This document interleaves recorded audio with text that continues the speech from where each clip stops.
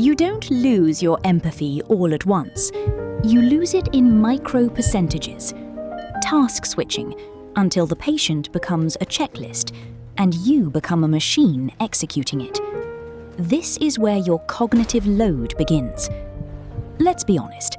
In the last shift, how many times did you enter a room and immediately forget your primary objective?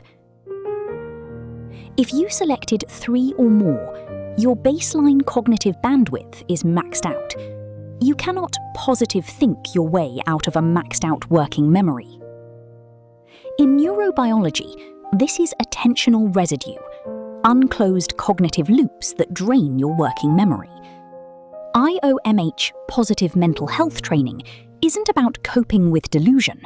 It's a clinical framework to stop the bleed. This is the shift no one teaches in onboarding. Positive mental health for care workers is a micro-clearance protocol. When you clear cognitive noise, you don't just protect your mental health, you reclaim your clinical presence. The workload doesn't change. Your capacity to process it does.